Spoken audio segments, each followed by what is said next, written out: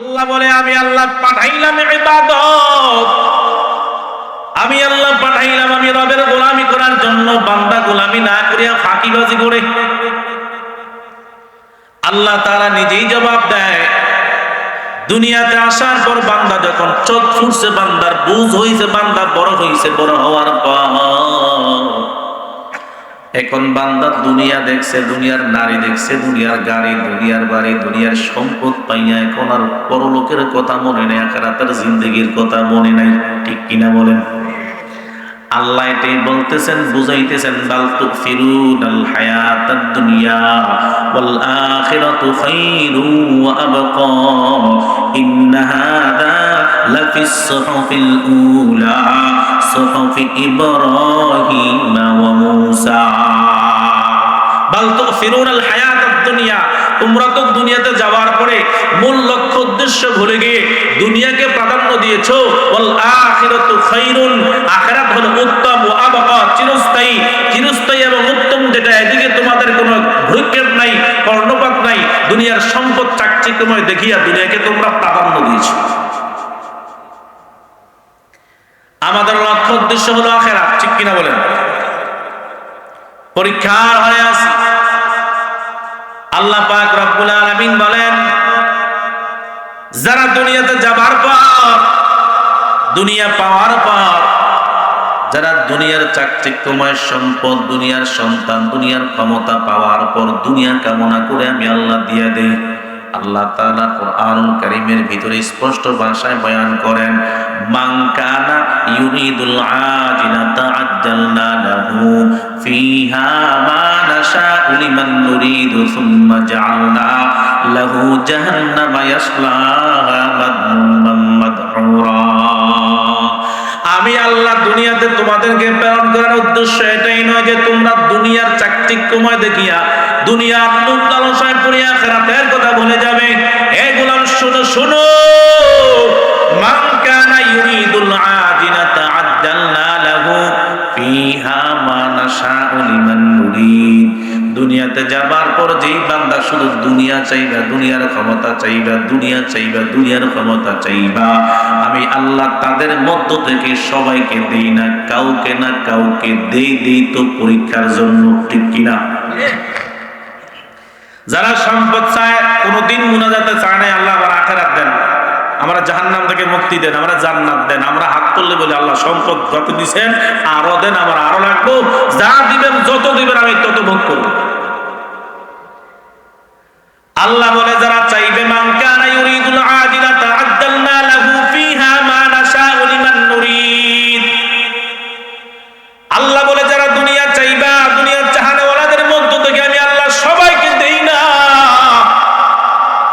যাকে আমি আল্লাহ চাই তাকে দিয়ে আমি আল্লাহ পরীক্ষা করি। দুনিয়া পাওয়ার পর, সম্পদ পাওয়ার পর যদি সম্পদের অপব্যবহার করে, ক্ষমতা পাওয়ার পর যদি ক্ষমতার অপব্যবহার করে, আমি আল্লাহ শোনায়া দিনা সুম্মা জাআলনা লাহু জাহান্নামা, আমি তার জন্য জাহান্নাম তৈরি করে রাখছি, ইয়াসলাহা মাদমুমান মাদহুরা। ওই বান্দা সেই জাহান্নামে লাঞ্ছিত, অপদস্থ, নির্যাতিত অবস্থায় প্রবেশ করবে। আমরা আখিরাত চাই না দুনিয়া চাই? জোরে বলেন। অন্তর দিয়া না মুখ দিয়া? অন্তর দিয়ে। ঠিক না? অন্তর দিয়ে যদি আখিরাত চাইতাম তো দুনিয়ার বাড়ি গাড়ি বিল্ডিং ইমারত কিছুই গড়াইতাম না। ওই যে পাগল বাহলুল বলে, আমি তো দুনিয়ার পাগল না আখিরাতের পাগল, আমি তো দুনিয়ার পাগল না, আমি মাওলার পাগল। এজন্য আমি বাড়িও করি না, গাড়িও করি না। যে কোনো মুহূর্তে হঠাৎ আজরাইল আমার সামনে হাজির, তো আমি গোরস্থানে এজন্যই থাকি, সাথে সাথে যেন আমাকে দাফন দিতে পারে। এরপরে আল্লাহ পাক রব্বুল আলামিন বলেন, ওয়ামান আরাদাল আখিরাতা ওয়া সাআ লাহা সা'য়াহা ওয়া হুয়া মুমিন ফাউলাইকা কানা সা'য়ুহুম মাশকুরা। বিপরীতে যারা দুনিয়া চাইবে না, দুনিয়ার ক্ষমতা চাইবে না, দুনিয়ার সম্পদ চাইবে না, আল্লাহ তাআলার কাছে বলবে, আল্লাহ রব্বানা আতিনা ফিদ দুনিয়া হাসানাতাও ওয়া ফিল আখিরাতি হাসানাতাও ওয়া কিনা আযাবান নার। ও ও আল্লাহ দুনিয়া দিছো, দুনিয়ার কল্যাণ দাও, সম্পদ দিছো, কল্যাণ নাই, সম্পদের কোনো দাম নাই, ঠিক কিনা বলেন? দুনিয়াতে সন্তান দিছো, সন্তান কল্যাণকর, সন্তান নাই, সন্তানের কোনো দাম নাই।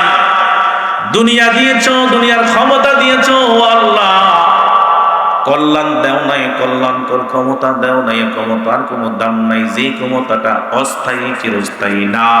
যে দুনিয়াতে মানুষ চেয়ারের জন্য, ক্ষমতার জন্য টানা টানি, শেষরা শেষরে একে অপরকে হত্যা জুলুম করে ক্ষমতা চাই না, এই দুনিয়া চাই না, এই সম্পদ চাই না, এই সন্তান চাই না। যেই সন্তান বাবা মায়ের কথা শোনে না, বাবা মার সাথে অবাধ্য সন্তান, বাবা মায়ের সাথে বেয়াদবি করে, এমন সন্তান আমরা চাই না।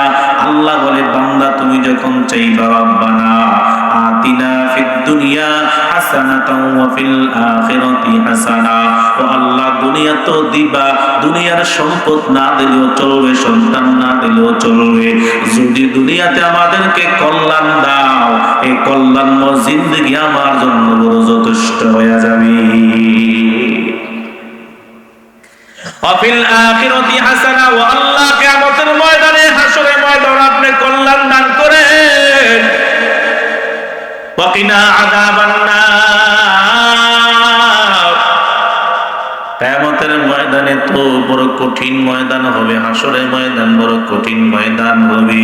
ও আল্লাহ কারো ডান হাতে আমলনামা আসবে, কারো বাম হাতে আমলনামা চলে আসবে।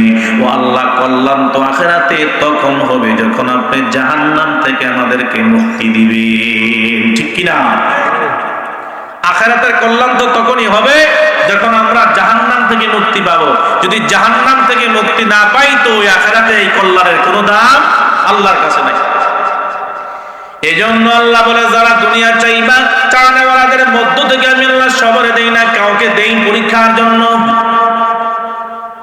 পক্ষান্তরে যারা ওয়ামান আরাদাল আখিরাতা ওয়া সাআ লাহা সা'য়াহা ওয়া হুয়া মুমিন, আর যারা আখিরাত কামনা করবা, যারা আখিরাতের কল্যাণ চাইবা, আমি আল্লাহ তাকে আখিরাত দেব। যদি বান্দা মুমিন অবস্থা আমি আল্লাহর কাছে দোয়া করে, আল্লাহ দুনিয়া চাই না আখিরাত চাই। দুনিয়ার জমিনটা হলো ৬০-৭০ বছরের জিন্দেগি, আখিরাতের জিন্দেগির শুরু আছে, কোনো শেষ নাই। এই অনাবিল অনন্তকাল জিন্দেগির জন্য আমি কল্যাণ কামনা করি। আল্লাহ বলে ওয়ামান আরাদাল আখিরাতা ওয়া সাআ লাহা, যেই বান্দা আখিরাতের জন্য কামনা করবে, আখিরাতের জন্য চেষ্টা করবে, ওয়া হুয়া মুমিন, সে মুমিন অবস্থায়। ফাকানা, আল্লাহ বলে ওয়ামান আরাদাল আখিরাতা ওয়া সাআ লাহা সা'য়াহা ওয়া হুয়া মুমিন ফাউলাইকা কানা সা'য়ুহুম মাশকুরা, আর এই আখিরাত চানেওয়ালা বান্দাদের কামনা আমি আল্লাহ সাকসেসফুল করিয়া দিই। সুবহানাল্লাহ। যারা আখিরাত চাইবে, আখিরাতের জন্য চেষ্টা করবে, মানে যারা বলবে আল্লাহ দুনিয়া দরকার নাই, প্রয়োজন নাই, আমি আখিরাত চাই, আখিরাতের জন্য চেষ্টা হলো ৫ ওয়াক্ত নামাজ পড়া, কোরআন তেলাওয়াত করা, জিকির আজকার করা, ইস্তিগফার করা, দোয়া করা, রমজান মাস সামনে আসতেছে, আল্লাহর সন্তুষ্টির জন্য রমজান মাসে রোজা রাখা, বান্দা যারা চেষ্টা করবে, আল্লাহ বলে তাকে চেষ্টায় আমি আল্লাহ সাফল্য দান করি। সুবহানাল্লাহ। যেমন দুটার এক্সাম্পল, যেই বান্দা দুনিয়া চাইলো, দুনিয়া পাওয়ার পর যারা দুনিয়াতে যারা ক্ষমতার অপব্যবহার করলো, আল্লাহ বলে তাদের জন্য আমি আল্লাহ জাহান্নাম তৈরি করে রাখছি। আর যারা আখিরাত চাইলো, আখিরাতের জন্য যারা চেষ্টা করলো, আমি আল্লাহ তাদের চেষ্টার মধ্যে আমি সফলতা দান করি। সুবহানাল্লাহ। দুইটা মিসাল। ফেরাউনের নাম শুনছেন নি আপনারা? শুনছেন? এই ফেরাউন ৪০০ বছর পর্যন্ত রাজত্ব চালাইছে। এক সময় এমন ক্ষমতা পাইছে যে নিজেকে রব্বুকুমুল আ'লা বলে দাবি করছে। মিশরের জমিনে আমি খোদা, আমি রব, আমাকে ছাড়ার শক্তিধর রব কেহ নাই। যখন রব্বুকুমুল আ'লা দাবি করলো, ভক্তরা তাকে নিশ্চয়ই রব বলেই স্বীকার করলো। আল্লাহ একদিন পরীক্ষায় ফেলাইছে। কি পরীক্ষা? হঠাৎ করে নীল নদীর পানি শুকাইয়া দিছে, জমিনের পানি শুকাইয়া দিছে, আসমান থেকে আর বৃষ্টি হয় না। এবার জমিনের কোনো ফসল নাই, নীল নদীতে কোনো পানি নাই। ভক্তবিন্দুরা দৌড়ে আসছে খোদার কাছে, ও আমাদের রব, আপনি তো আমাদের রব, আপনি স্বীকার করেছেন, মিশরের জমিনে পানি নাই, কোনো ফসল হয় না, পানির ব্যবস্থা করে দেন। নীল নদীতে কোনো পানি নাই, পানির ব্যবস্থা করে দেন। এবার ফেরাউন চিন্তা করতে লাগলো, যদি পানি না দেওয়া যায় আমার ক্ষুধাগিরি থাকবে না ভাগবে? থাকবে। বড় টেনশন, কি করা যায়? কারণ এই ক্ষমতা তো আমার হাতে না। যতই ক্ষমতার দাবিদার, যতই শক্তি দেখাই, যতই বড়াই দেখাই, আসমান থেকে এক ফোঁটা পানি নাজিল করা কারো বাবার ক্ষমতা আছে? জোরে বলেন। একটা ফসলের মধ্যে একটা ফল তৈরি করার ক্ষমতা কোন মানুষের ক্ষমতা নাই। সব ক্ষমতা কার? তাবারাকাল্লাযী বিয়াদিহিল মুলকু ওয়া হুয়া আলা কুল্লি শাইইন কাদির আল্লাযী খালাকাল মাউতা ওয়াল হায়াতা লিয়াবলুয়াকুম আইয়ুকুম আহসানু আমালা ওয়া হুয়াল আজিজুল গফুর। সব ক্ষমতার মালিক। ফেরাউন বড় টেনশনে পড়ে গেল, কি করা যায়? টেনশন। ভক্তবিন্দুদেরকে বিদায় দিল, আগামী দিন পানি পাই বাজাও। এবার গভীর রাত, চিন্তা করতে লাগলো, যদি আগামী দিন পানি না দেওয়া যায় ক্ষুধাগিরি থাকবে না, ভাগবি ছুটে যাবে। গভীর রজনীতে পাহাড়ের চূড়ায় উঠিয়া পা গুলা উপরের দিকে দিয়া মাথাটা নিচের দিকে দিয়া বলে, আল্লাহ তুমি যে রব, তুমি যে সব, এটা আমিও জানি, কিন্তু মানতে পারি না, কপাল বড় খারাপ, ঠিক কিনা? তুমি যে আমার রব, তুমি যে সব, আমি জানি কিন্তু মানতে পারি না, কিন্তু আমার কপাল যে খারাপ, এই জন্য মানতে পারি না। ও আল্লাহ, আমি দুনিয়া চাই না, আমি আখিরাত চাই না, আমি দুনিয়া চাই। আগামী দিন যদি পানি না দিতে পারি আমার ক্ষুধাগিরি থাকবে না, আমি বেয়াজ্জতি হব, লাঞ্ছিত হব, আমি এটা করতে পারবো না, আমি সহ্য করতে পারবো না। আমারে দুনিয়ার ক্ষমতা দেন, দুনিয়ার সম্পদ দেন, দুনিয়ার সন্তান দেন, দুনিয়ার সম্মান দেন, আখিরাত আমার দরকার নাই। আল্লাহ বলে, এজন্য আল্লাহ বয়ান করতেছেন, মায়ার নবীকে শুনাইতেছেন, নবী আমার শুনেন, মান কানা ইউরিদুল আজিলাতা আজ্জালনা লাহু ফিহা মা নাশাউ লিমান নুরিদ। যারা দুনিয়া চায়, দুনিয়ার ক্ষমতা চায়, তারা দুনিয়ার সম্পদ চায়, আমি আল্লাহ তাদের মধ্য থেকে সবারে দেই না, কাউকে না কাউকে দেই দিয়া পরীক্ষা করি, ঠিক কিনা বলেন? আমাদেরকে যাদেরকে আল্লাহ সম্পদ দিছে, সন্তান দিছে, ক্ষমতা দিছে, আল্লাহ পরীক্ষা করতেছে। আল্লাহ পাক রব্বুল আলামিনের কাছে দোয়া করিয়া বলতেছে, আল্লাহ দুনিয়ার প্রয়োজন, আখিরাত চাই না, আখিরাতে যা মনে চায় তাই করিয়েন। আল্লাহ বলে, যা দিয়া দিলাম, সম্পদ চাস, সম্মান চাস, দিয়া দিলাম, যা। দোয়া কইরা এবার পাহাড়ের চূড়া থেকে নিচের দিকে নামে আর বারবার নীল নদীর মধ্যে তাকায়, দোয়া তো করছি ঠিক, আল্লাহর কাছে পানির ব্যবস্থা হয়েছিল, নীল নদীর পানির ব্যবস্থা নাই। হঠাৎ করে আল্লাহর এক বান্দা ফেরাউনের সামনে হাজির হইয়া বলতেছে, ও ফেরাউন শুনো, তোমার কাছে আমার একটা বিচার। বলে, কি বিচার? বলে, বিচারটা হইল, যদি কোনো গোলাম তার মনিবকে মনিব স্বীকার না করিয়া নিজে গোলামকে নিজেই মনিব বলে দাবি করি, তুমি ফেরাউনের আদালতে তার বিচারটাকে তাড়াতাড়ি করে দাও। ফেরাউন বলে, এই সমস্ত বিচারাচারের আমার কোনো খবর নাই, আমার মাথার চান্দে গরম, নীল নদী পানি না আসলে আগামী দিন আমার ক্ষুধাগিরি ছুঁইটা যাবে, আমার রক্তবিন্দুদেরকে পানি দিতে পারবো না, তাহলে আমার মস্তক থাকবে না, ক্ষমতা থাকবে না, বিচারের সময় নাই। বারবার নীল নদীর দিকে তাকায়, হঠাৎ করে নীল নদ থেকে পানির ফোয়ারা ভেসে আসতেছে। ফেরাউনের মাথা একটু ঠান্ডা হয়েছে, এবার আল্লাহর বান্দাকে বলে, বলো, এবার বলো, আমার মাথা একটু ঠান্ডা হয়েছে, এবার বলো তোমার বিচারটা কি, বলো। বলে, আমার বিচার হলো, কোন গোলাম যদি, কথা ভালো করে বুঝবেন, কোন গোলাম যদি নিজের মনিবকে মনিব বলে স্বীকার না করিয়া নিজে নিজেকেই মনিব বলে দাবি করে, বলো না তুমি ফেরাউনের আদালতে তার বিচারটা কি হতে পারে। ফেরাউন ঠান্ডা মাথায় বিচার করতেছে, এই আল্লাহর বান্দা ভালো করে শোনো, দুনিয়াতে কেউ এরকম কোন নালায়েক বান্দা আসেনি, কোন গোলাম আসেনি যে মনিবকে মনিব বলে স্বীকার না করিয়া নিজেকে মনিব বলে দাবি করে বলে হা হা অভাব নাই। বলে যদি থাকে তাহলে আমি ফেরাউনের আদালতে তার বিচার হলো নীল নদীর মধ্যে সুবাইয়া মারা। কোন জায়গায়? নীল নদীর মধ্যে সুবাইয়া মারা। সত্যি কথা বলে হা হা, এটা বান্দা তুমি একটু ভালো করে কাগজে কলমে লিখিয়া দাও, আমার তো মনে নাও থাকতে পারে, তোমারও মনে নাও থাকতে পারে। বলে পাগলারে এখন খাতা কলম কোথা থেকে আনবো?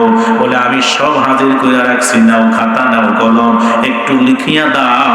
ফেরাউন কলম দিয়া কাগজে সাদা কাগজে লিখিয়া দিল, যদি কোনো গোলাম নিজের মনিবকে মনিব বলে স্বীকার না করিয়া নিজে গোলামকে মনিব বলে দাবি করে, আমি ফেরাউনের আদালতে তার বিচার হলো নীল নদীর মধ্যে সুবাইয়া মারা। কাগজে কলমে লিখে দিছে। সময় আসতেছে নি? আসতেছে না? খবর নেই। আল্লাহ পাক রব্বুল আলামিন ক্ষমতা দিয়া দিলেন। ফেরাউন চাইল আমাকে সম্পদ দেন, আমাকে দুনিয়ার সম্মান দেন, আখিরাত আমার লাগবে না। আল্লাহ পাক রব্বুল আলামিন দুনিয়া দিয়া দিলেন। এক পর্যায়ে রব্বুকুমুল আ'লা বলে দাবি করলো, আমি তো সবচাইতে বড় রব, আমার মতন রব, আমার মতন ইলা, আমার মতন খোদা দুনিয়া তার একটাও নাই। আউযুবিল্লাহ। ওইদিকে পয়গম্বর মূসা আলাইহিস সালাতু ওয়াস সালাম কালিমার দাওয়াত দেয়, লা ইলাহা ইল্লাল্লাহ মূসা কালিমুল্লাহ, আল্লাহ সারা পৃথিবীতে আর কোনো মাবুদ নাই, ঠিক কিনা? যখন এই আওয়াজ ফেরাউনের কানে পৌঁছলো, ফেরাউন বলে আমি তো রব্বুকুমুল আ'লা, আমার মতন ক্ষমতাধর রব আর কেউ নাই, যদি গোলামি চলে আমার চলবে, সেজদা চললে আমারই চলবে, আর দ্বিতীয় কাউকে সেজদা দেওয়া যাবে না। মূসা আবার কাকে দাওয়াত দেয়? কোন আল্লাহর দাওয়াত দেয়? কোন ইলার দাওয়াত দেয়? বলে মূসা দাওয়াত দেয় পৃথিবীতে এক আল্লাহ ছাড়া ভিন্ন কোনো মাবুদ নাই, ঠিক কিনা বলেন? ফেরাউন আর মূসা পয়গম্বরের সাথে দ্বন্দ্ব। এক পর্যায়ে ফেরাউন জুলুম তার বেড়ে গেল, পয়গম্বর মূসা আলাইহিস সালাতু ওয়াস সালামকে হত্যা করার সিদ্ধান্ত নিয়ে ফেলল। হত্যা করার সিদ্ধান্ত। আল্লাহ বলে, ও পয়গম্বর মূসা, এখন আর মিশরের জমিনে থাকা যাবে না, হিজরত করেন, তাড়াতাড়ি চলেন। পয়গম্বর মূসা আল্লাহকে বললেন, আল্লাহ কেন?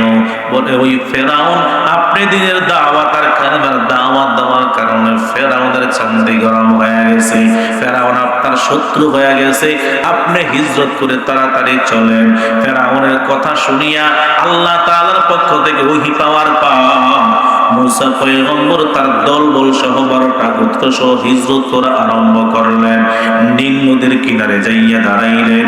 ওইদিকে ফেরাউনের কানে যখন খবর পৌঁছলো মূসা পয়গম্বর তার দলবল সহ নিয়ে হিজরত করতেছে, ফেরাউন বলে, দেরি করিও না, দলবল নিয়ে তাড়াতাড়ি মূসাকে আক্রমণ করো।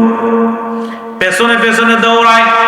মূসা পয়গম্বর নীল নদীর কিনারে দাঁড়াইয়া আল্লাহকে বলে, আল্লাহ এই নীল নদী আমি কিভাবে পাড়ি দেব বলেন? আল্লাহ পাক রব্বুল আলামিন বলেন, পয়গম্বর আপনার হাতে যে লাঠি মুবারক আছে, এই লাঠি দিয়ে আপনি নীল নদীর মধ্যে আঘাত করেন। আপনি পয়গম্বর আঘাত করতে দেরি, আমি আল্লাহ আপনার জন্য রাস্তা তৈরি করতে দেরি করব না। পয়গম্বর মূসা আলাইহিস সালাম নীল নদীর মধ্যে লাঠি দিয়ে আঘাত করলেন, রাস্তা হয়ে গেল। গোত্র হলো 12টা, রাস্তা হলো একটা। 12টা গোত্রের লোকেরা বলে, ও পয়গম্বর আমরা গোত্র হইলাম 12টা, রাস্তা হলো একটা, এক রাস্তা দিয়ে আমরা যাব না, 12টা গোত্রের জন্য 12টা রাস্তা চাই। আল্লাহর কাছে পয়গম্বর মূসা নবী আবার আবদার করলেন, ও আল্লাহ আমার 12টা গোত্র, আমি 12টা গোত্র নিয়া এক রাস্তা দিয়া যাইতে পারবো না, কারণ বনি ইসরাইলের বড় ঘাট ফেরা, তারা এক রাস্তা দিয়া যাইবে না, চায় তারা 12টা রাস্তা। আল্লাহ বলেন আবার আঘাত করেন, আঘাত করতে দেরি 12টা রাস্তা হইতে দেরি হবে না। আবার আঘাত করলেন, 12টা রাস্তা হয়ে গেল। তো 12টা গোত্র রাস্তা দিয়ে প্রবেশ করলো, দৌড়াচ্ছে। তো পেছন দিক দিয়ে ফেরাউন তার দলবল নিয়ে হাজির, নদীর কিনারায় দাঁড়াইছে মুসা নবী, মুসা পয়গম্বর আলাইহিস সালাতু ওয়াস সালাম। ওনার 12টা গোত্র নিয়ে নীল নদ পার হয়ে গেছে। সুবহানাল্লাহ বলেন না? এবার ফেরাউন চিন্তা করতেছে, যদি এখান দিয়ে রাস্তা না থাকতো তো মুসা পয়গম্বর তার দলবল নিয়ে নীল নদ পার হইতে পারতো না। চলো আমরাও চলো। তাফসীরে জালালাইনের ভিতরে স্পষ্ট ভাষায় এই আয়াতের অনেক ব্যাখ্যা আসছে যে কিভাবে পার হইল। তো বলতেছে মুসা আলাইহিস সালাতু ওয়াস সালাম যেই উটের উপরে কিংবা ঘোড়ার উপরে আরোহণ করেছিল সেটা ছিল মাদি ঘোড়া, আর ফেরাউন যেই ঘোড়ার উপরে আরোহণ করেছিল সেটা হলো নর। নর মাদিকে দেখে আর হুঁশ থাকতে পারে নাই, দৌড়াইছে একটাকে আরেকটা দেখা, সাথে সাথে ঝাঁপ দিছে। তো আল্লাহ পাক রব্বুল আলামিন ওই জিবরাইল আলাইহিস সালাতু ওয়াস সালাম বলে, আল্লাহ আরেকটু সুযোগ কি দিবেন? আল্লাহ বলে আরেকটু সুযোগ দে, একটু মাঝখানে আসুক না। হ্যাঁ, জিবরাইল বলে আল্লাহ ধ্বংস করে দেন না জালেমকে। এই জালেম তো মানুষের ঘুম হারাম করেছে, কত কালিমাওয়ালাকে, কত মুসলমানকে, কত ইমানদারকে, ইমানওয়ালাকে আগুনে জ্বালাইছে, শুলিতে চড়াইছে, কত শিশুকে হত্যা করেছে, রক্তরঞ্জিনী করেছে। মিশরের এমন কোন জমিন নাই, এমন কোন নদী নাই, এমন কোন খাল নাই যে মুসলমান ইমানদারদের রক্ত দিয়া রক্তরঞ্জিত করে নাই। ওয়াল্লাহি জালেমকে আর ছাড় দিয়েন না। ফেরাউন যখন রাস্তা আছে মনে করিয়া নদীতে ঝাঁপ দিল, আর জিবরাইল বলতেছে আল্লাহ আর সুযোগ দিয়েন না। আল্লাহ বলে আরেকটু সুযোগ দাও, মাঝখানে আসো। যখন মাঝখানে হাজির, আল্লাহ বলতেছে জিবরাইল আর সময় দেওয়া যাবে না। জিবরাইল আলাইহিস সালাম সাদা কাগজের টুকরা নিয়ে হাজির হয়ে গেল, ফেরাউনকে দেখাইতেছে। ফেরাউন ভালো করে দেখ, এই কাগজের টুকরার মধ্যে কি লেখা আছে ভালো করে দেখ। ফেরাউন ডুবে আর বাসে, ডুবে আর বাসে। জিবরাইলকে বলতেছে তুমি বুঝি আমার সাথে মশকরা করো? এই কইগা এই কঠিন মুসিবতের সময় আমাকে একটু উদ্ধার করবো, উদ্ধার না করিয়া সাদা কাগজ নিয়ে আসছো। জিবরাইল বলে ফেরাউন ভালো করে একটু কইরা দেখো, এখানে নিশ্চয়ই একটা বড় ধরনের একটা জিনিস লেখা আছে। এবার ফেরাউন সুন্দর করে পড়তেছে আর বলতেছে তোমার এই কাগজের টুকরার মধ্যে লেখা আছে যেই গোলাম নিজেকে নিজের মনিবকে মনিব বলে দাবি না করিয়া গোলাম নিজেকে মনিব বলে দাবি করবে, তুমি ফেরাউনের আদালতে তার জন্য শাস্তি হলো নীল নদীর মধ্যে সুবাইয়া ডুবাইয়া মারা। এই ফেরাউন ভালো করে শোন, তোর থেকে বড় একজন ইলা খোদা আছে আমার আল্লাহ, যে তোমাকেও বানাইছে আমাকেও বানাইছে, সারা পৃথিবীর জমিনটা বানাইছে। ওই আল্লাহকে আল্লাহ বলে স্বীকার না করিয়া, ক্ষমতার লোভে পড়িয়া, সম্পদের লোভে পড়িয়া, মাস্তানি করিয়া কত মানুষকে তুই শুলির মধ্যে চড়াইছস, কত মানুষকে তুই আগুনের মধ্যে পুড়াইছস। এই ফেরাউন ভালো করে শোন, তোকে যিনি সৃষ্টি করেছেন তিনি হলেন আমার আল্লাহ। ওই আল্লাহকে আল্লাহ বলে স্বীকার না করিয়া তুই গোলাম নিজেকে খোদা বলে দাবি করছস। ওই তোর অনুযায়ী, তোর হাতের লেখা অনুযায়ী, তোর বিচার অনুযায়ী আমার আল্লাহ তোকে আজকে নীল নদীর মধ্যে চুবাইয়া মারতেছি। হিসাব বড় বরাবর। এবার ফেরাউনের চোখ খুলছে, আর তো একজন আছেন, আল্লাহ তো একজন আছে। সরাসরি আল্লাহর উপরে ঈমান আনেন না, বলতেছে আমানতু বিরব্বি হারুন ওয়া মূসা, আমি হারুন এবং মূসার রবের উপরে ঈমান আনলাম। ওই নাফরমান কুলাঙ্গার সরাসরি আল্লাহর উপরে ঈমান আনয়ন করে না, বলে হারুন এবং মূসার রবের উপরে ঈমান আনলাম। ফেরাউনের এই অবস্থা দেখিয়া জিবরাইল আলাইহিস সালাতু ওয়াস সালাম ওই নদী থেকে, নিম্ন থেকে এক মুষ্টি কাদা নিয়া চিন্তা করতে লাগলো, নাফরমান যদি এখন আত্মসমর্পণ করে খাঁটি দিলে তওবা করে নেয়, আল্লাহ তাকে মাফ করে দিবে, সুযোগটা দেওয়া যাবে না। কারণ তার হাতে কত মুসলমান, কত ইমানদার নির্যাতিত হয়েছি, এক রাতে হাজার হাজার শিশু সন্তানকে জবাই করেছি, কত ঈমানওয়ালাকে আগুনে পোড়াইয়া পানিতে ডুবাইয়া মারছি।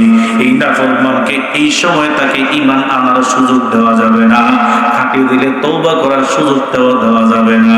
এই জন্য এক মুষ্টি কাদা আনিয়া মুখের মধ্যে ঢুকাইয়া দিয়া বলে, নাফরমান, তোর তওবা আল্লাহ এখন কবুল করবে না, তোর বিচার অনুযায়ী আমার আল্লাহ বিচার করেছে, তোর মতন নাফরমানকে আমার আল্লাহ নীল নদীর মধ্যে চুবাইয়া মারবে। এর নবীর উম্মত, আল্লাহ পাক রব্বুল আলামিন সারা জগতের মানুষদেরকে জানাইয়া দিলেন, দুনিয়ার মানুষ শুনো, যারা নিজেকে নিজের ক্ষমতা পাওয়ার পর, যারা সম্পদ পাওয়ার পর, চেয়ার পাওয়ার পর নিজেকে শক্তিধর মনে করিয়া আখিরাতের কথা ভুলিয়া যাবে, মানুষের উপরে, নিরহ মানুষের উপরে নির্যাতন জুলুম অত্যাচার করবে, আমি আল্লাহ পাক রব্বুল আলামিন তোকে নীল নদীর মধ্যে যেরকম ভাবে লাঞ্ছিত করিয়া সুবাইয়া মারছি, তোর থেকে কিয়ামত পর্যন্ত আগন্তুক মুনাফিক বেঈমানরা যেন শিক্ষা গ্রহণ করতে পারে, এজন্য আমি আল্লাহ তোর লাশটাকে কিয়ামত পর্যন্ত সংরক্ষণ করে রাখবো। এখনো আছে না নাই? মিশরের জমিনে এখনো আছে যে ফেরাউনের লাশটা এসে দৌড়িয়া আসতে যাইতে পারত,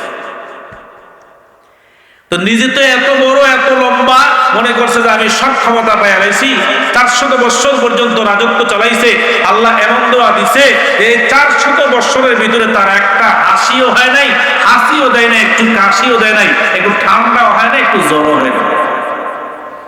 আল্লাহ কি জন্য দিয়েছে? আল্লাহ বলে, ওয়ামান আরাদাল আখিরাতা মান কানা ইউরিদুল আজিলাতা আজ্জালনা লাহু ফিহা মা নাশাউ লিমান নুরিদ। যেই বান্দা দুনিয়া চাইবে, দুনিয়ার ক্ষমতা চাইবে, আমি আল্লাহ চানেওয়ালাদের মধ্য থেকে সবারে দেই না, কাউকে না কাউকে দিই, দিয়া আমি আল্লাহ পরীক্ষা করি, যদি ক্ষমতার অপব্যবহার করে, সন্তান সম্পদ পাইয়া সম্পদের অপব্যবহার করে, আমি আল্লাহ সেই নাফরমানের জন্য সুম্মা জাআলনা লাহু জাহান্নাম, আমি আল্লাহ তার জন্য কিয়ামতের ময়দানে মরার পরে তো জাহান্নাম রাখছি, দুনিয়ার জমিনে তার জন্য জুতার মালা রাখছি, ঠিক কিনা? এই জন্যই ফেরাউন থেকে শিক্ষা গ্রহণ করা লাগবে। আমরা দুনিয়াতে আসছি দুনিয়া কামাইয়ের জন্য না, দুনিয়ার বাড়ি, দুনিয়ার গাড়ি, দুনিয়ার সম্পদের জন্য না, আমাদের একমাত্র লক্ষ্য হলো আখিরাত, ঠিক কিনা বলেন? যেই বান্দা আখিরাতের জন্য চেষ্টা করবে, আখিরাত কামনা করবে, দুনিয়া চানেওয়ালাদের জন্য আমার আল্লাহ ফেরাউনের মতন নিশানা রাখলেন। আর আল্লাহ বলে, যারা আখিরাত চাইবে, যারা দুনিয়া চাইবে না, আল্লাহ পাক রব্বুল আলামিন বলেন, যত নবী রাসূল দুনিয়াতে প্রেরণ করেছি তারা চাইলেই দুনিয়ার রাজত্ব করতে পারত, তারা চাইলে বাড়ি গাড়ি টাকা পয়সা ধন দৌলত রেখে যেতে পারত, কেউ ধন সম্পদ রেখে যায় নাই, বাড়ি গাড়ি রেখে যায় নাই, প্রত্যেক নবী রাসূলরা আসছে খালি, গেছেও খালি, ঠিক কিনা? আল্লাহ পাক রব্বুল আলামিন আমার মায়ার নবীকে, যেই নবীর উসিলায় আমার আল্লাহ দুনিয়ার জমিন বানাইলেন, যেই নবীর উসিলায় 1 লক্ষ কিংবা 2,24,000 নবী দুনিয়াতে আমার আল্লাহ প্রেরণ করলেন, ওই নবীকেও আমার আল্লাহ এমন হালত দিয়েছেন, ও পয়গম্বর, আমি আল্লাহ দুনিয়ার রাজত্ব নয়, দুনিয়া কামনার জন্য আপনাকে দুনিয়াতে প্রেরণ করে নাই। মায়ার নবী বলেন, তাহলে কেন পাঠাইছেন? আমার আল্লাহ শিখাচ্ছেন, নবী আমার, আপনি যখনই দোয়া করবেন দুনিয়া চাইবেন না, দুনিয়াতে আমি আল্লাহ যা দিছি তা নিয়ে সন্তুষ্ট থাকি, আমি আল্লাহর কাছে হাত তুললে দোয়া করবেন। কি দোয়া? আল্লাহ শিখাইয়া দিয়েছেন, নবী আমার দোয়া করবেন, রব্বানা আতিনা ফিদ দুনিয়া হাসানাতাও ওয়া ফিল আখিরাতি হাসানাতাও ওয়া কিনা আযাবান নার। ও আল্লাহ, রব্বানা, হে আমাদের রব, আতিনা, আমাদেরকে দান করেন, ফিদ দুনিয়া হাসানা, দুনিয়াতে কল্যাণ দান করেন। সম্পদ আছে, কল্যাণ নাই, সন্তান আছে, কল্যাণ নাই, ক্ষমতা আছে, কল্যাণ নাই। এই ক্ষমতাই সম্পদ, এই ক্ষমতার কোনো দাম নাই, ঠিক কিনা জোরে বলেন? ক্ষমতা নাই, সম্পদ নাই, সন্তান নাই, কল্যাণ আছে, তার মতন আরামদায়ক ভাগ্যবান পৃথিবীতে আর কেউ নেই, ঠিক কিনা জোরে বলেন। এই জন্য মায়ার নবী দোয়া করছেন, দোয়া শিখাইয়া গেছেন, রব্বানা আতিনা ফিদ দুনিয়া হাসানা, ও আল্লাহ দুনিয়াতে আমাদেরকে কল্যাণ দান করেন, ফিল আখিরাতি হাসানা, আমাদেরকে আখিরাতেও কল্যাণ দান করেন, ওয়াকিনা আযাবান নার, আর জাহান্নাম থেকে আমাদেরকে মুক্তি দান করেন। এটাই হলো বড় সফলতা, ঠিক কিনা জোরে বলেন। এই জন্য আখিরাত চাই না, দুনিয়া চাই। আখিরাত মূল উদ্দেশ্য, টার্গেট কি? আখিরাত। যেই বান্দা দুনিয়ার মুখে লাত্তি মারিয়া, দুনিয়ার সম্পদের মুখে লাত্তি মারিয়া বান্দা আখিরাতের জন্য দৌড়ায়, মান কানা লিল্লাহি কানা আল্লাহু লাহু, যেই বান্দা আল্লাহর জন্য হয়ে যায়, আল্লাহ ওই বান্দার জন্য হয়ে যায়। আল্লাহু আকবার। একজন বাদশার নাম বলি, সবাই শুনেছেন, বাদশা ইব্রাহিম ইবনে আদহাম। বিশাল বড় একজন বাদশা, তার রাজপ্রাসাদের অভাব নাই, সম্পদের অভাব নাই, কর্মচারীর অভাব নাই, রাজকীয় রাজপ্রাসাদের অভাব নাই। হঠাৎ একদিন গভীর রজনীতে তার ঘরের ছাদের উপরে খটখট আওয়াজ শোনা যায়। এই ভাবা যুবক ভাইয়েরা ভালো করে শুনবেন, আজকে আমরা দুনিয়ার নারী, দুনিয়ার গাড়ি, দুনিয়ার সম্পদ, দুনিয়ার ক্ষমতার পিছনে পড়িয়া আখিরাতের চিন্তা চেতনা আমাদের থেকে বের হয়ে গেল, ঠিক কিনা? আখিরাতের চিন্তা ফিকির করার সময় নাই, সুযোগ নাই। কোন সময় নামাজ, কোন সময় ফজর গেল, কোন সময় যোহর গেল, কোন সময় আসর চলে গেল, কোন সময় মাগরিব, কোন সময় ইশা চলে গেল, টের পাইলাম না, ঠিক কিনা? দুনিয়ার মায়ায় পড়িয়া কত যুবক ভাই, গরিবপুরবাসী ভাইয়েরা, অনেক ভাইয়েরা এখানে আছে। আর যদি সমাজের সমস্ত মানুষের আজকে প্যান্ডেলে আসতো, প্যান্ডেলে জায়গা হতো না, ঠিক কিনা বলেন? বুঝে গেল সবাই আখিরাত চায় না, আখিরাত কামনা করে না। যদি জিজ্ঞাসা করা হয় জান্নাত চাও না জাহান্নাম চাও, বলে জান্নাত চাই। জান্নাতের কাজ কইরা না না কইরা, কি বলেন? জাহান্নাম কেউ চায় না, জান্নাতে সবাই যেতে চায়, কিন্তু কাজ না করে। ইব্রাহিম ইবনে আদহাম একজন রাজকীয় বাদশা, হঠাৎ গভীর রাতে ছাদের উপরে খটখট শব্দের আওয়াজ পায়। ডাক দিয়ে বলে, কি ব্যাপার? এত গভীর রজনীতে ছাদের উপরে কে আওয়াজ করতেছো? আওয়াজ আসতেছে, আমি একটা ঘোড়া হারাইছি। কি হারাইছি? আমার একটা ঘোড়া হারানো গেছে, তোমার ছাদের উপরে তালাশ করি। হঠাৎ করে আওয়াজ আসছে, এ পাগল! ইব্রাহিম ইবনে আদহাম বলে, রে পাগল, তোর ঘোড়া হারানো গেলে ঘোড়া তালাশ করবি জংলায়, পুকুর উপরে, এখানে কেন আসছোস? ছাদের উপরে কি ঘোড়া পাওয়া যায় নাকি বল? এবার ওই অপোজিট থেকে আওয়াজ আসছে, ছাদ থেকে আওয়াজ আসছে, এই আল্লাহর বান্দা, যদি ছাদের উপরে ঘোড়া না পাওয়া যায়, এই মকমলের বিছানায় রাজকীয় রাজপ্রাসাদেও আল্লাহ পাওয়া যায় না। জবাব আছে, চিন্তায় পড়ে গেছে, কি ব্যাপার? কে আওয়াজ আমাকে দিল? কে সিগন্যাল আমাকে কে দিল যে রাজকীয় রাজপ্রাসাদে থাইকে আল্লাহ পাওয়া যায় না? নিশ্চয়ই এ দুনিয়ার সম্পদের মায়ায় পড়লে আল্লাহর মহব্বত আর রবের মহব্বত অন্তরে জায়গা হয় না, ঠিক কিনা বলে? হয় মালিকের মহব্বত আর না হয় দুনিয়ার মহব্বত, দুটার একটা রাখতে হবে। সকালবেলা সারা রাত ঘুম হয় নাই। এই বান্দা যারা আখিরাত চায়, আখিরাত চায়, আল্লাহ বলে যারা চেষ্টা করবে আখিরাতের জন্য, আমি আল্লাহ দুনিয়াও দেই আখিরাতও দেই। আল্লাহু আকবার বলেন। আর যারা দুনিয়া, শুধু দুনিয়া চায়, তাদেরকে আমি আখিরাত দেই না। যারা আখিরাত চায়, আখিরাতের জন্য চেষ্টা করে, দুনিয়া তাদের পিছনে আমি আল্লাহ লাগাইয়া দেই। আল্লাহু আকবার। ইব্রাহিম ইবনে আদহাম সারা রাত ঘুমায় না, টেনশন, কি ব্যাপার, কে আমাকে এই ঘটনায় শিক্ষা দিল? সকালবেলা ফজরের নামাজের পর সমস্ত সভাসদ বৃন্দদেরকে ডাকাইলেন, উজিরকে ডাকাইলেন, ডাকাইয়া সামনে আনলেন, আনিয়া উজিরের মাথায় নিজের মাথার মুকুটটা পরাইয়া দিলেন, রাজপ্রাসাদের রাজকীয় পোশাক পরাইয়া দিয়া রাজপ্রাসাদের সম্পদের চাবিগুলা তার হাতে ধরাইয়া, আল্লাহর বান্দা হাতে একটা কুরআন আর একটা সালার চটনিয়া সভাসদ বৃন্দের কাছে আত্মসমর্পণ করিয়া সব কিছু বুঝাইয়া দিয়া আল্লাহর বান্দা বলে, নাও দুনিয়ার রাজত্ব তোমরা চালাও, আজ থেকে আমি এই রাজত্বের মালিক না, রাজত্বের দাবিদার না, রাজত্বের পাগল না। আমি বের হয়ে গেলাম, কোথায় গেলে আমি আমার মালিককে পাবো? সুবহানাল্লাহ। এর নবীর উম্মত যারা মালিকের জন্য পাগল হয়ে বের হয়ে গেল, আল্লাহ তাদের কাছে ধরা দিয়েছেন, বান্দা তুই যেখানে আমিও সেখানে। আল্লাহু আকবার। আল্লাহর বান্দা একটা সালার সব পরিধান করিয়া বের হয়ে গেছে, হাতে কোরআন, জংলায় জংলায় হাঁটে আর মালিককে খুঁজে, কোথায় গেলে মালিককে পাই। এমন সাধনাই করছে, এমন সাধনাই করছে, মালিক তার সাথে সাক্ষাৎ। সুবহানাল্লাহ। হঠাৎ করে একদিন নদীর পাড়ে হাঁটতেছে, হাতের মধ্যে একটা সুই আর সালার চট সেলাই করতেছে।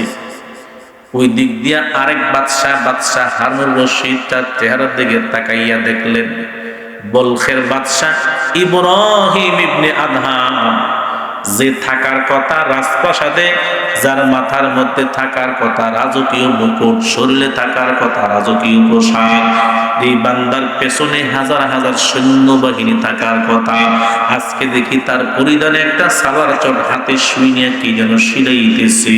ওই বাদশাহ হারুনুর রশিদ ইব্রাহিম ইবনে আদহামকে ডাইকা বলে, ভাই একটা প্রশ্নের জবাব দিবেননি? বলেন কি প্রশ্ন? বলে আপনি কি বলছেন সেই বাদশাহ ইব্রাহিম ইবনে আদহাম নি? বলে হ্যাঁ।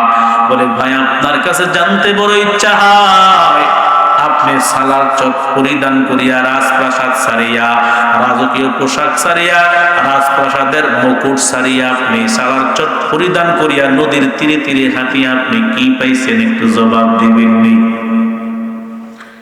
বাদশাহ ইব্রাহিম ইবনে আদহাম বলতে চায় না। অনেক পীড়াপিড়ির পর বলখের বাদশাহ ইব্রাহিম ইবনে আদহাম জবাব দেয়, শোনো শোনো, আমি রাজপ্রাসাদ সারিয়া মালিকের তালাশে বের হইয়া কি পাইছি তুমি কি দেখতে চাও? বলে হ্যাঁ, আমি একটু দেখতে চাই আপনি কি পাইছি।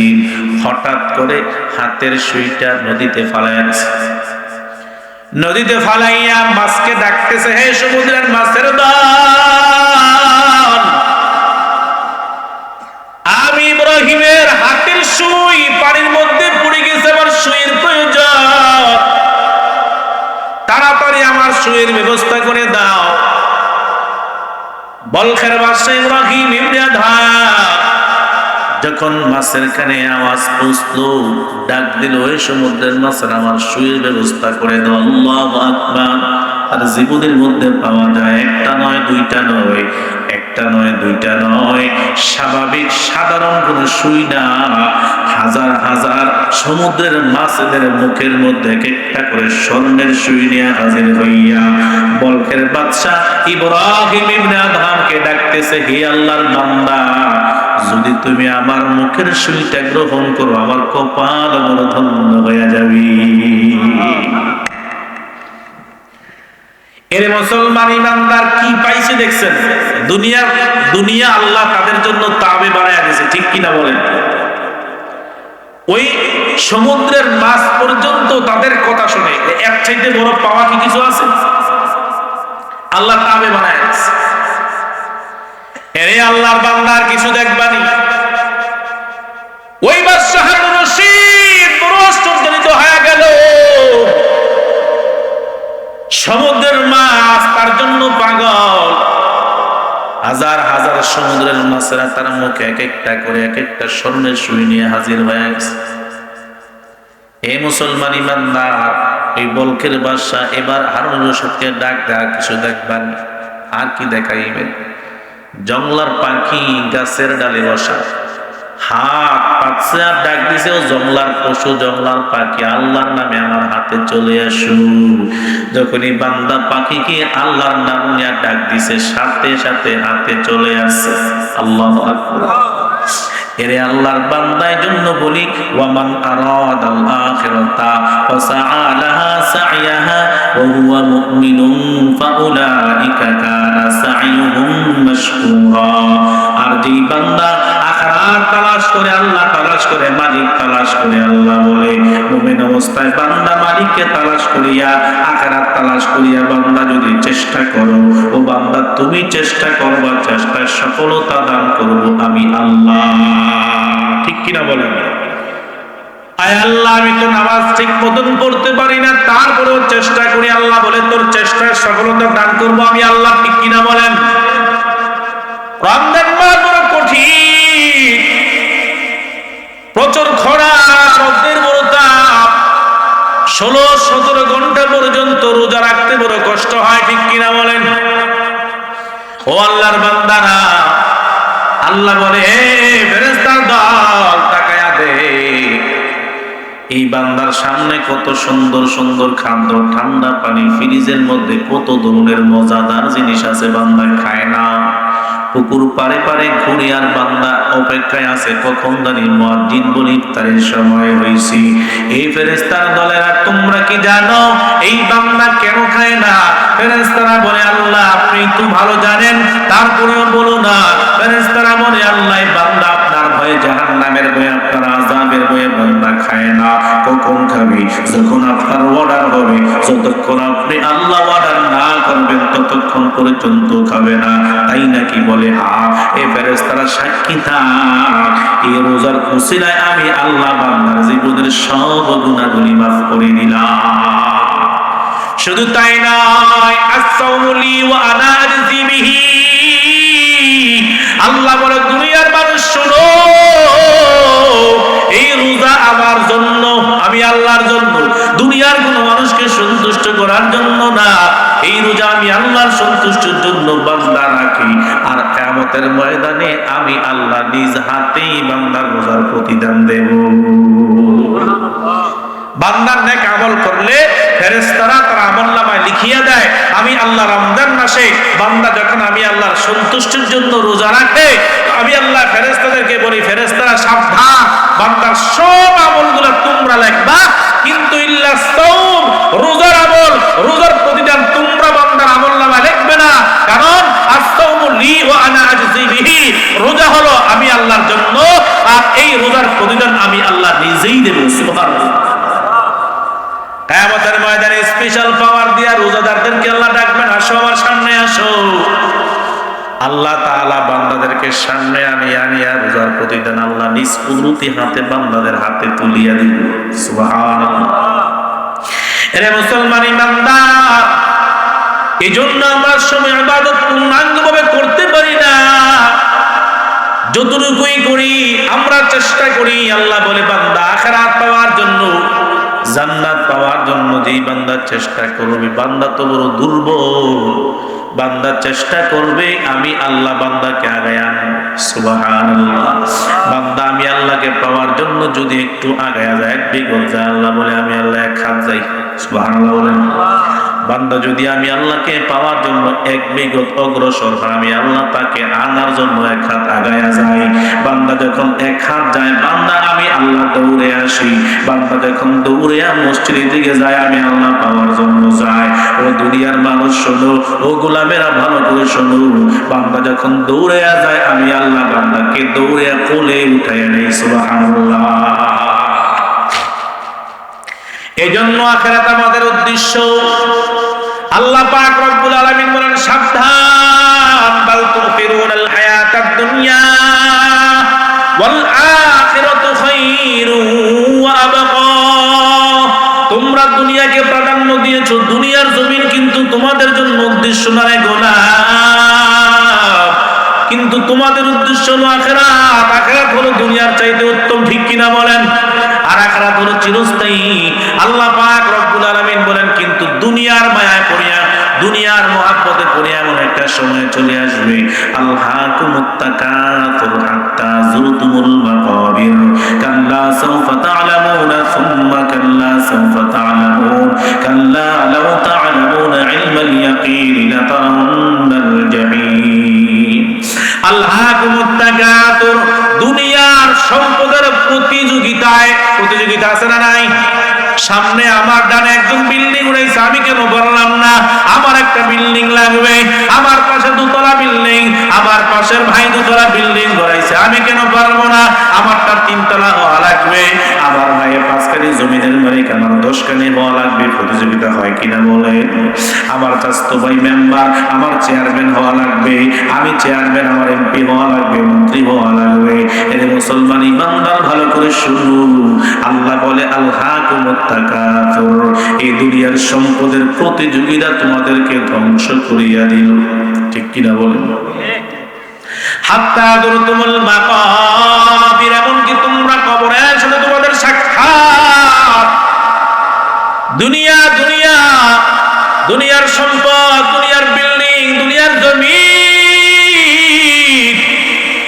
সম্পদ সম্পদ গড়াইতে গড়াইতে বান্দা বহু আশা করে শখ করিয়া, বহু আশা করে শখ করিয়া বান্দা বিল্ডিং দিবে, সন্তান বিদেশ থেকে টাকা পাঠায়, বান্দা বহু কষ্ট করিয়া 30-35 বছর পর্যন্ত সরকারি চাকরি করার পরে এবার বান্দা রিটায়ার হয়েছে, কিছু অনুদান পাইছে, টাকা পাইছি, বান্দা 35 বছর চাকরি করেছে, আরো 35-70 বছর হয়ে গেছে, এবার নিয়ত করছে একটা বিল্ডিং দিবে। বান্দা জীবনের সব অনুদান অর্থ দিয়া বিল্ডিং তৈরি করা আরম্ভ করলো।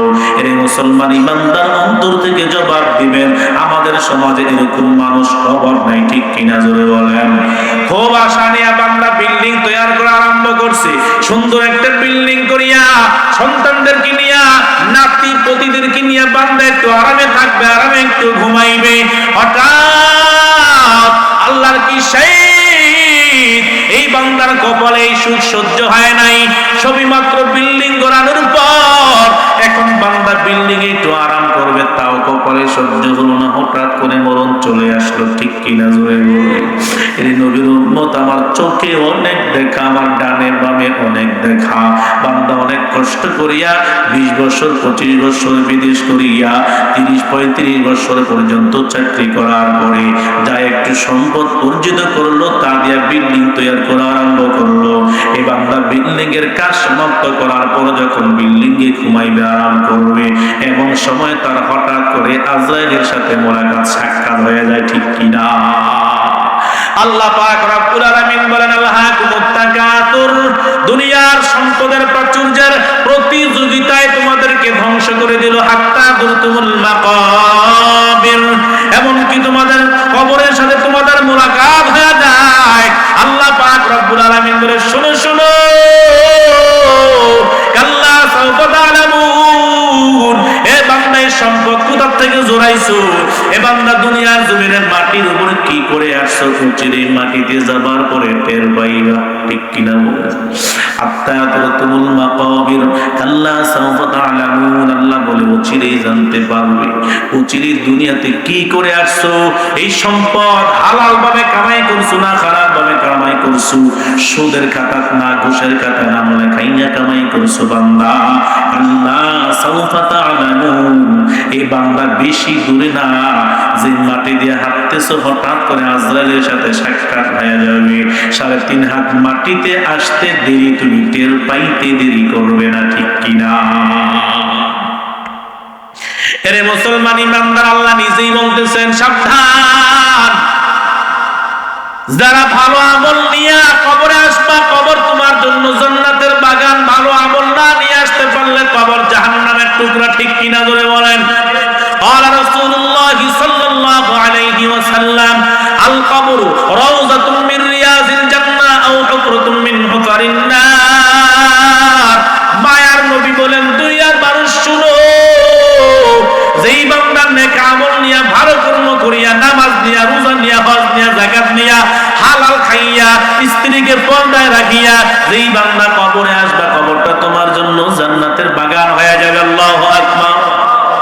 আর যেই বান্দা নামাজ নাই, রোজা নাই, হজ নাই, যাকাত নাই, হালাল নাই, হারাম নাই, সুদে ঘুষে খাইয়া হারামও চিন্তা করে নাই, বান্দা কবরে আসবি। সাবধান সাবধান, আমার মায়ার নবী বলেন তোর জন্য কবরটা জাহান্নামের টুকরা হয়ে যাবে। এই দুনিয়ার আগুন বান্দা সহ্য করতে পারো না, সাবধান, জাহান্নামের আগুন কিন্তু দুনিয়ার আগুনের মতো না। দুনিয়ার আগুন আর জাহান্নামের আগুনের মাঝে হাজার গুণের পার্থক্য। দুনিয়ার আগুনের চাইতে দুনিয়ার আগুনটা জাহান্নামের আগুন, দুনিয়ার আগুনের চাইতে জাহান্নামের আগুনের তাপমাত্রা হাজার গুণে বেশি। ঠিক কিনা? এর নবীর উম্মত, এজন্য আল্লাহ পাক রব্বুল আলামিন বলেন, কাল্লা সাউফা তা'লামুনা